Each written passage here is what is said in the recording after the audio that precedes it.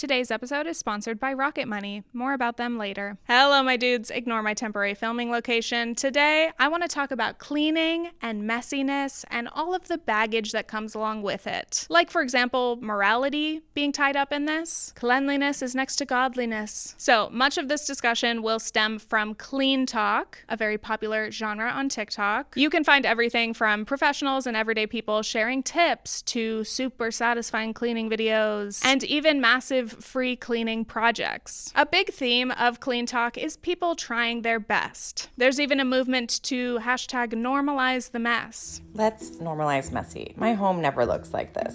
It usually always looks like this. I, a messy stay-at-home mom who realized that she's dirty, and I'm learning how to be clean. As much as it makes me cringe to share my family's messes, I think it's important to share what a real lived-in home looks like. In addition to those issues, a lot of people are trying to destigmatize the many mental health struggles or disabilities that can impact our ability to maintain a clean house. I already know what you're thinking. How could anyone let it get to this point? This is the impact of being disabled and mentally ill. Have you seen this trend where people are glamorizing their depression homes? Psych, it's my bedroom. It is a true depression bedroom. People really don't understand the different level of disability that there are when it comes to mental health disorders. Your executive functioning is not the same as my executive functioning. There's no use in saying, I have this and I'm able to do that, because your brain and your situation is completely different from the next person. It is really relatable, and it can be very comforting to see other people going through the same things. But of course, there is inevitable controversy. Some people on Cleantok are wondering, where's the line between messy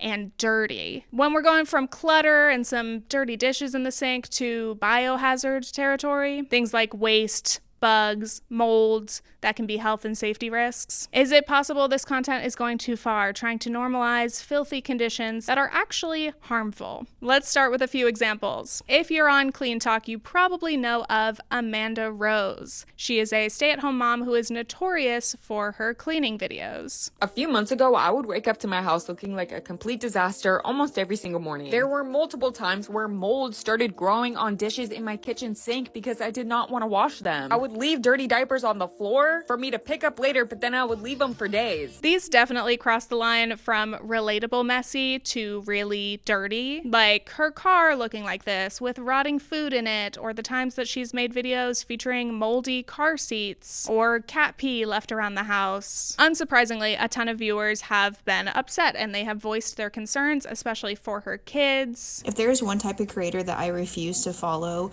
or support at all, it is the parents that continue to post their filthy, disgusting home on TikTok just so they can get paid for doing so. They are literally okay with putting money above their children's happiness, above their children's health, above their children's mental state, everything. Her videos beg the classic question, how do things get this bad? I have 2 kids and a husband that do not know how to clean. And well, for me, I'm just learning how to clean. And here I am throwing out cleaning advice. I also get asked all the time, why doesn't your husband help you? And I have explained before that my husband has a thing called men's eye, where he really just does not see anything that needs to be done, and it does piss me the fuck off. And that goes for my kid as well. Am I doing something wrong as a parent by cleaning up everything by myself and not giving her more chores? Probably. I think a lot of viewers can relate to Amanda's struggles, again, with mental health or not having much support from her family, and I think people empathize with that, but still believe like this whole situation is not acceptable. It's not okay to keep your house in this state. And I'm not here to say that she's a good person or a bad person or a good mother, because I really don't know. Because frankly, her videos don't tell me about who she is as a person. What they do tell me is that she's probably struggling with poor executive functioning,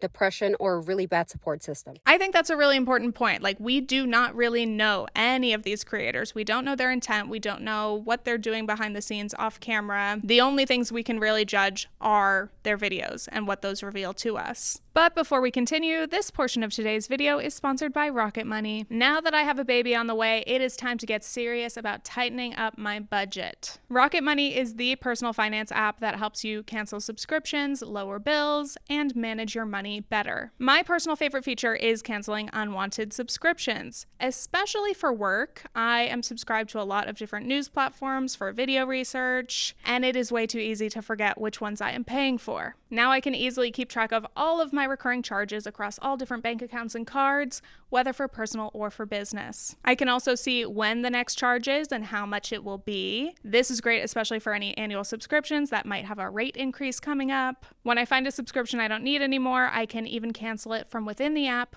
with just a few clicks. This is a super easy but very helpful way to cut down on some spending and to make sure I know where my money is going. Take more control of your finances today. You can try for free or get more features with premium at rocketmoney.com/tiffanyferg. So getting back to Amanda Rose, as she's blown up and gotten a ton of views, you might think, oh, she's earning money from this. Great. Shouldn't her house be much better now? Shouldn't we see improvements over time? Now she might be able to afford a housekeeper once in a while, or some childcare or therapy, literally whatever help she needs. Based on her more recent videos, conditions seem to have improved a little bit, but the mess is still pretty significant. And this is where we have to remember, this is her brand now, the performance of messiness. But here's what I find so interesting about these messy creators. You know, people start to make these kind of cleaning videos to hold themselves accountable. If I'm filming, I'm not gonna let it get this bad again. I want motivation to improve. People are watching. But here's the conflict. Obviously, in growing an audience based off of how horrendous your house is, you are literally incentivized to let things get worse. This honestly reminds me a little bit of the whole Amberlynn Reid fandom. Someone starts off with a goal, they want to improve their life in some way, but paradoxically, they get more popular the more they fail and the further they get from that goal. I think as a creator, it can be tempting to just keep pushing things, further away, making things worse. And then as a viewer, you want to cheer them on, you want them to do better, but also you can't look away. The train wreck of it all is entertaining. It's a very toxic relationship, but that's another tangent. Anyway, I also think it's pretty obvious that Amanda Rose is rage baiting. She knows that showing something like a moldy car seat and implying that her kid is using this is going to freak people out. And she doesn't seem to mind. The Amanda Rose character that we see is definitely antagonistic. This bitch really wants to comment on my videos. Give your kids a clean and safe environment. This dumb bitch wants to act like she knows everything. Remember that I quite simply don't care. Unless you want to do something about it, then you can shut up. I haven't cleaned my house for the past 3 days. All of my bathrooms were covered in cat litter to the point where it was sticking on your feet no matter where you walk. Are you happy now, fucking Virginia? When she's defending herself for her parenting, it's in a very snarky way. She doesn't mind, and if anything, she wants to continue pissing people off. If you watch their video for 5 seconds or longer, you are paying them. Even if you're watching it in disgust and you're leaving like a comment like you need to do better, that is helping them. They don't care. They don't care about the hateful comments because it's boosting their posts and they're getting more money off of it. I do also wonder in this entire genre if these videos are staged in any way. Like, would a creator like Amanda Rose intentionally make messes or allow things to get really bad on purpose in order to make for a better video? I wouldn't put it past anybody because, again, this is the internet and we're all competing in the attention economy. I'd like to hope that, for example, the moldy car seat wasn't really one that her kid was using. Maybe it was stored in a garage and it got really gross and she found it one day and thought, oh, this would make for good content. I want to think the best, but again, I don't know her. I don't know her intentions. And I know I haven't mentioned like the impact on the kids yet. We're going to get into that later, but that is obviously a very valid angle and an important part of this discussion. And notice that I say filth and disgusting. I'm not saying messy. I'm not saying cluttered. Cluttered homes are normal, right? What's not normal are animal feces sitting there for days. What's not normal is a dirty diaper sitting out for a week. That's not normal. I'm not ever going to normalize that. Children deserve so much better than that. No, I don't think the mess is normal, but what's also not normal is for moms to live in isolation, for moms to have zero help with their children, for us to live in a country that has horrible mental health and postpartum support. Now, throughout this video, I do want to make it clear, I totally empathize with these moms, the ones who are struggling and trying their best. They're constantly putting their families first, and they still have extreme mom guilt. I will be the first one to say that this is bad, and I know that this is bad. I am also horrible at managing my time as a stay-at-home mom who also works. I also have a toddler who is a stage 5 clinger. I'm not saying any of that as an excuse. Just know that I already am incredibly embarrassed and annoyed and disgusted with myself about it. It is always important to acknowledge these systemic problems that put so much pressure on moms in particular, and the fact that, yes, most people don't have any support, especially in this moment where everyone is exhausted, overworked, underpaid, People are drowning, and it is completely understandable that we might not have time or energy to maintain a perfectly clean house. However, I have to say that for your own well-being, and especially for any kids in the house or pets even, caregivers do have a responsibility to maintain a minimum level of cleanliness. I'm not talking about removing all clutter, though clutter can be a little bit stressful. Again, when we're talking about levels of hoarding or other messes that make a home less functional and less livable, those conditions can be genuinely traumatizing for everyone in that space. The more you let that dirt and that disorganization consume you, the worse your mental and emotional health is going to be for you and everybody in the house. You are raising a child in their most crucial years. The child's mind development during years like these are so important. For kids growing up in an extremely messy house, it can be embarrassing. You know, you can't bring your friends over. You might actually smell because you can't get clean enough at home. This was my toilet growing up. I did not have toilets that were usable. I did not have hot water. I couldn't shower. I couldn't wash my clothes. This is something that has given me immense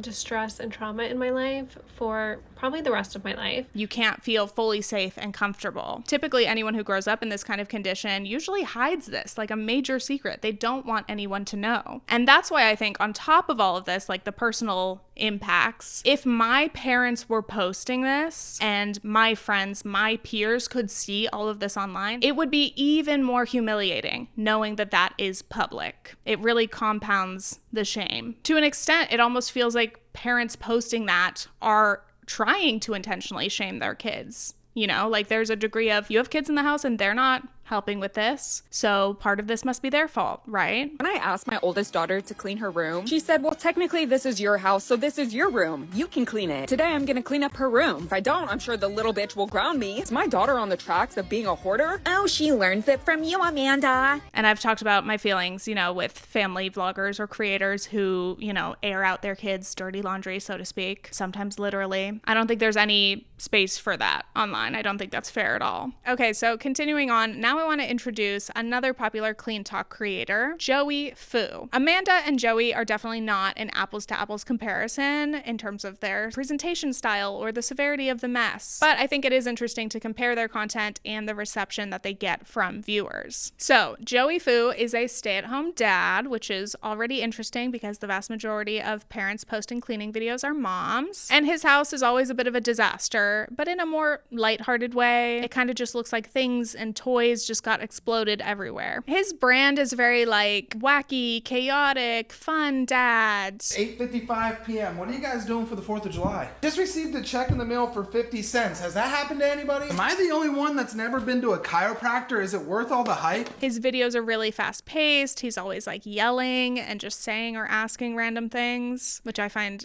very distracting, but it's working for him. Sheriden pointed out that this is like all men in cleaning commercials, like very reminiscent of like Billy Mays or ShamWow. Apparently male cleaning energy is just loud and abrasive. He also has very non-traditional methods when it comes to cleaning and cooking. You'll often see him like full on vacuuming the couch, leaf blowing stuff out of his car. I feel like the car is getting messier the more I clean it. This actually made a huge mess, but it was kind of fun. So this was something I noticed, is that Joey doesn't seem to rage bait in the way that Amanda does. His goal is not to make people angry, but he definitely has engagement bait. Why are you vacuuming the couch like that? Why are you leaf blowing your car? He often shows his microwave stored inside his microwave. Little things like that. Like he's always doing or saying little wacky things that are going to drive people to the comments. And as I watched a bunch of Joey Fu's videos, I had similar questions as with Amanda Rose. You know, again, is any of this staged? I love the people that are saying that my house is staged. If it was staged, I should be getting an award. You know how long that would take? A lot of these creators post daily or almost daily, and again, the question remains, how does it get this bad in one day? Like, it really gets this bad on a daily basis? I have no doubt. I know people are able to make messes, especially with kids. Very aware of that. But like, there is an element that seems like theatrical about it. You're telling me maybe you haven't considered throwing some more stuff around to make the videos look a little more interesting? I watched a number of Joey Fu's wife's TikToks. And in her videos, the house is always much cleaner. There are many potential reasons for this. Does it mean that Joey is faking the mess or exaggerating the mess? Maybe. Is it also possible that Joey's wife cleans before she films? Probably. One, because she's a woman and she knows she'll be judged differently than he is. And two, maybe when she's home, she cleans up sooner than he would, or she's able to clean as she goes. I don't know. They mentioned how his wife was able to scale back from working full-time to just working 1 to 2 days a week, which is fantastic. She gets to spend more time with the family. So it would make sense if she were home more and naturally is participating in the cleaning more as well. Yet again, Joey's videos seem to be as messy as ever. Hence the performance of it all. What's really going on behind the curtain? We'll never know. Anyway, in terms of audience reception, the people love Joey. Obviously, gender roles play a huge part in this.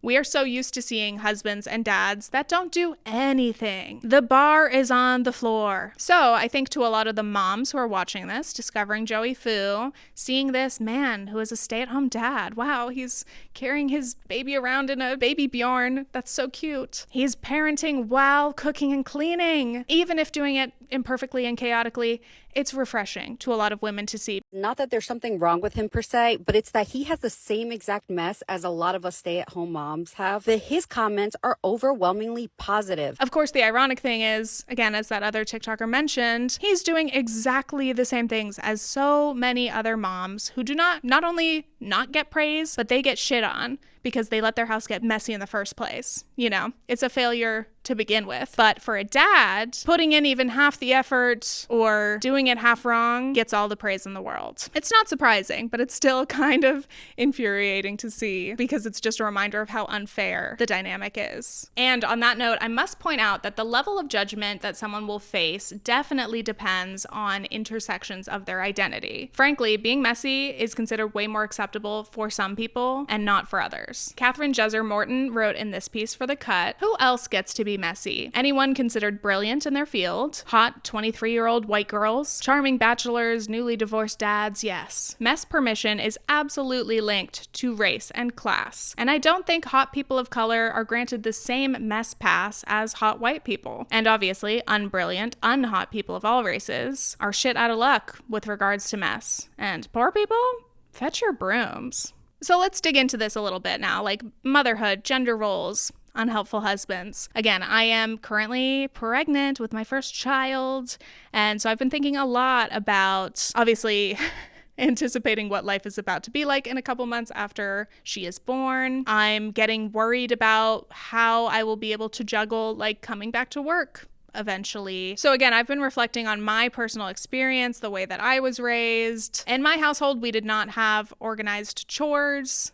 I was kind of raised with no structure, and our house was definitely messy all the time. As an adult, I meet my husband, and he is extremely clean, definitely the neatest man I've ever met. And if anything, I'm the messy one, which is very interesting. I've always known, like, I am messy, but to be like the messy one in the relationship dynamic just feels interesting. Again, I'm defying gender roles by being the messy one. It's not something to brag about, but it's the reality. I have been learning slowly over the years, how to clean better. I'm still not great at it. It still takes me a long time, so I can relate to a lot of these struggles about cleaning, but I just feel so lucky to have a husband and father of my child who definitely does at least half of the domestic load. He is wonderful. I don't want to give him too much praise because, again, this should be the standard. A close to 50-50 or at least like fair, whatever that means to your household split. That should be the standard. But I certainly was raised in a household that more so believed in a traditional split, as in cleaning is the girl's job. It should be mom and the daughters who are cleaning. Oh, who cares about the sons and dad? Oh, they don't have to clean. They're boys. Huh? You're telling me they can't learn how to do the dishes? Or their own laundry? Many people are socialized to believe that girls are literally just naturally more clean. We are better at cleaning, and boys are just naturally messy. That's the way it is. Anne Helen Peterson wrote, "It's not as if women just like things cleaner than men. That's essentialist ridiculousness. Women know that lack of cleanliness can be wielded in all manner of ways against them." Importantly also, women are raised to view the home as a reflection of us and our success, especially as a wife or a mother. If we can't maintain the home that we live in, even as kids doing chores, that means we're a failure. We are failing as women. And I know this is all very binary language, but again, I'm talking about gender roles, which typically are strict. But now I have children, and it's impossible now to keep my house clean.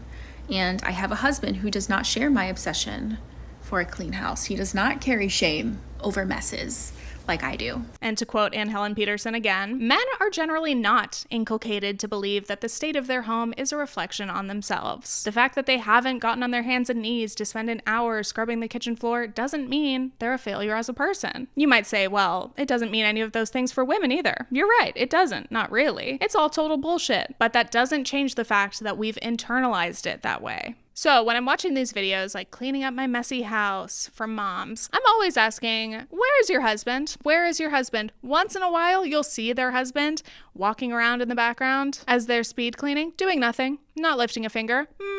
Unsurprising, but still disappointing. And you know the classic response, he works. He works. Okay.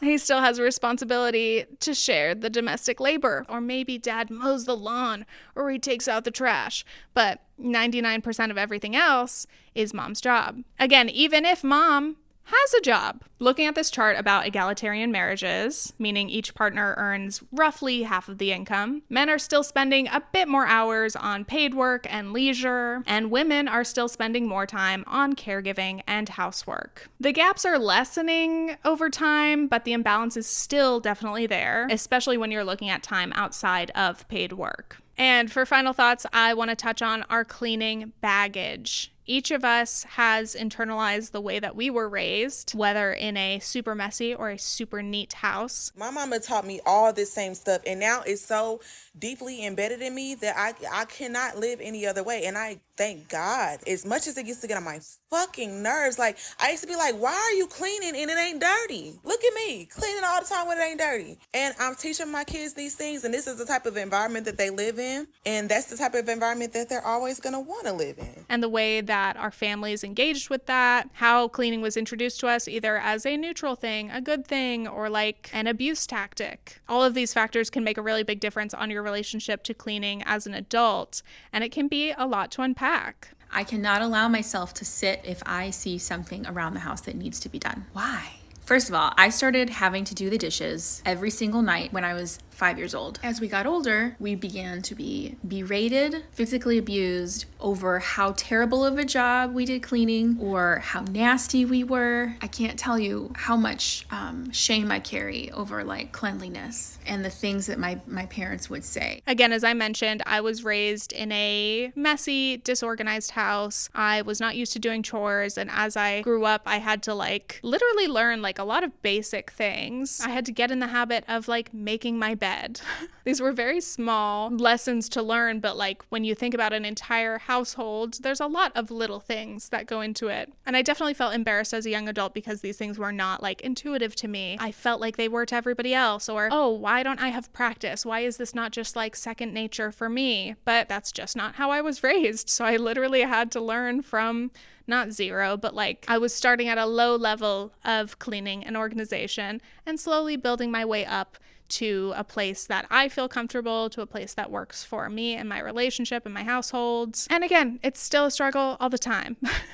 Why does it take me so long to do this? It's not that hard, right? Except that it is in fact that hard when no one taught you how to do it. Cleaning is a skill just like anything else, and we're not born knowing how to do it. So anyway, let me dive into a last little tangent about Cleantok. Something I find so fascinating about the idea of posting cleaning stuff online is just how much it reveals about how different our standards and routines for cleaning are. Like again, the way you're raised has a huge impact on your perspective. You can go one of two ways. You replicate what your parents did or totally reject it. But still, we all have completely different experiences. So if you are posting cleaning content online, it can be extremely vulnerable and personal because of that close connection to how we are socialized. People can make a lot of judgments about you or your values just based off of your performance of cleanliness. Catherine Jeser Morton wrote, "Cleaning rituals have gone from private forms of ritual pleasure and devotion to performances of efficiency and competence loaded with moral significance." As we know, the internet projects this unattainable standard that we're all continually comparing ourselves to. But in reality, most people are average. You know, think of the bell curve of clean. Yet we see an overrepresentation of the extremes on both sides of the clean spectrum. And this is part of why our perception of normal, typical, acceptable is being warped. As Jezer Morton wrote, I admire order, but I don't associate it with joy, and I never really learned how to create it. So I live in a state of mild self-disgust most of the time. I'm forever thinking about ways that my versions of clean are other people's versions of dirty. And I can totally relate to that. You know, like some people would find the dust on my baseboards to be literally disgusting, whereas I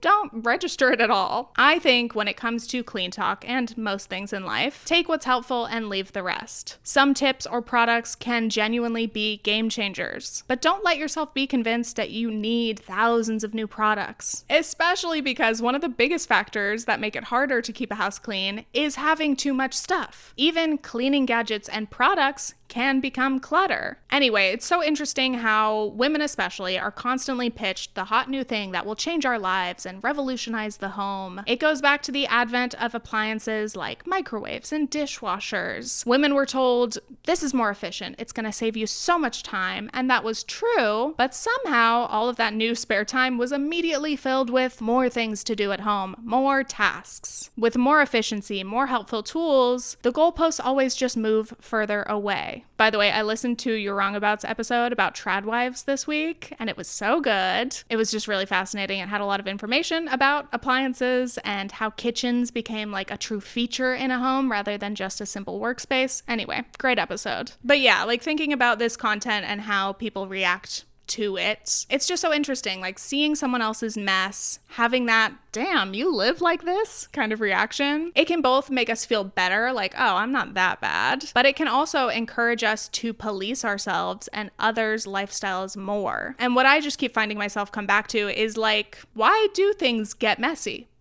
It's that we're actively living. Life creates mess. Obviously, capitalism keeps us constantly working. We're exhausted. And then the little time that we have, we want to enjoy. Maybe we wouldn't mind cleaning so much. It wouldn't feel like such a chore if we had more leisure time or more help, or we could afford to get help. But when you've only got a few minutes to spare for yourself, anything sounds more appealing than another reminder that we are not doing enough. So maybe the solution is not to whip ourselves into the perfect cleaning machines. Perhaps real progress would be allowing ourselves to loosen our standards a little bit, or at the very least, remove the moral weight we put on cleaning. Sheriden made this incredible point about how recently we've seen movements to neutralize language when it comes to food or finances, get rid of the good-bad binary, and approach them more holistically or intuitively. However, in order to get to that intuitive state, you have to dig through your baggage, unpack it, try to remove those external judgments, what you've been taught is right or wrong. And ultimately, you have to be open to unlearning toxic thoughts and behaviors and learning some new ones that might feel uncomfortable at first because they go against everything you've ever been told. Personally, when it comes to my relationship with cleaning, I'm working on it, and my goal would be to reach a neutral point. Remove the heavy moral judgments and the shame. Wouldn't it be nice to eat, spend, clean in ways that work for us, our families, our cohabitants, with balance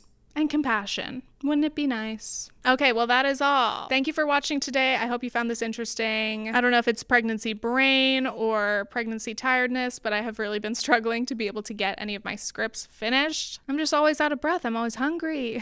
I just want to take a nap. I still do have that last video that I mentioned about HGTV and gentrification. That script is still almost finished. I needed to work on something different because I needed a palate cleanser. I got like bored of that topic after thinking about it for too long. So I will come back to that eventually. But if you have any other topic suggestions, let me know. And once again, thank you to Rocket Money for sponsoring today's episode. You can click the link in the description and go check out Rocket Money for free. All right, cool. Stay tuned for future internet analysis videos. Okay, thanks. Bye.